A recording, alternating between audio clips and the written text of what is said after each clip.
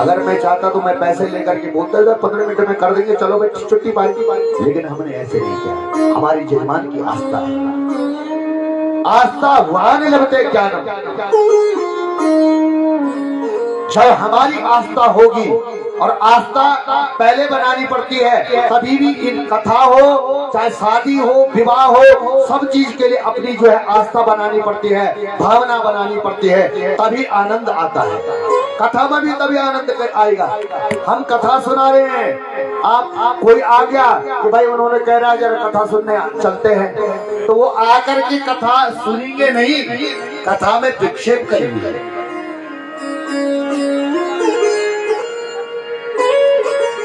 भागवत में ऐसा क्यों लिखा गया?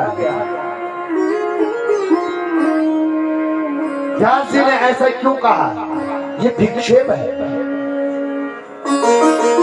भागवत से अर्थ मत निकालो,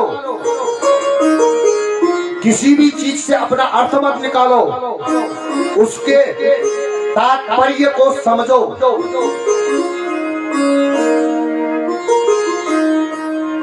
तब जाके कल्याण होता है।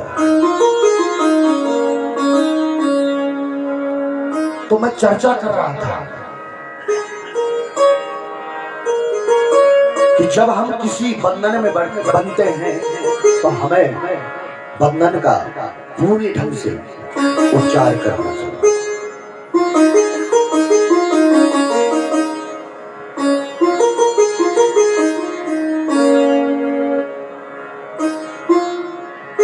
आज लिखा गया, मैंने आपको वो दंपति नाम की कल्पना, इतनी चीजें होने के बाद भी जो है आपस में हमेशा जो है कलह मचा रहता है। तो नारद जी कहते हैं मेरी चित्त को और अशांति हो गई कि भैया कहाँ जाऊं, क्या करूं, यहाँ तो सब बेकार है।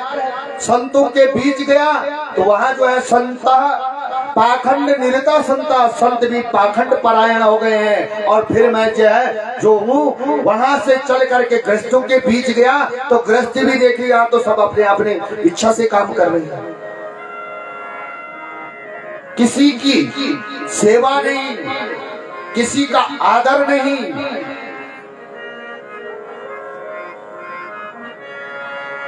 सारे ग्रह अपने घर में, हम अगर नवग्रहों की पूजा करते हैं और नवग्रहों का उपचार करते हैं तो अपने घर से ही उपचार कर सकते हैं। आज हमारे पास आकर के कोई कहेंगे भाई ब्राह्मण तो बताएगा तुम्हारे पास शनि है, बृहस्पति है, केतु है, राहु है, बुध है, ये सारी ग्रह खराब है, लेकिन उन ग्रहों को हम अपने घर से ही ठीक कर सकते हैं। आप अपने घर में अपने माता पिता की सेवा करो, बड़ों का आदर करो, तो आपका बृहस्पति अपने आप ही ठीक हो जाएगा।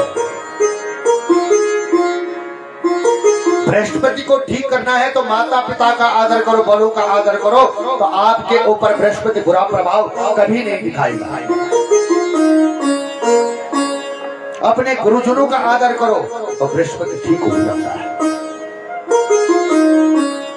सारी ग्रहों का उपचार आपके घर में, हमारे घर में, उन उपचारों को करो।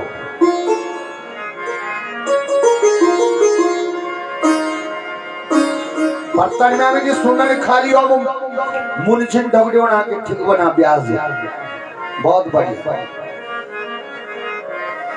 अब तनिकन पड़े हम भी गुजरा बाबू अब सास खूब फट सुन शवल हो या तुम ढगड़े होना चाहिए और बेटे बहर नहीं बोले तो सास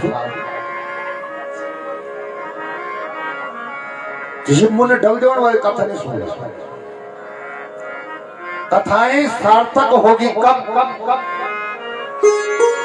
जब आप इसको सुनने के बाद इसका चिंतन करो, इसका मनन करो, अपने जीवन में इन कथाओं को उतारो तो आपका कल्याण अवश्य ही होगा। ये कथा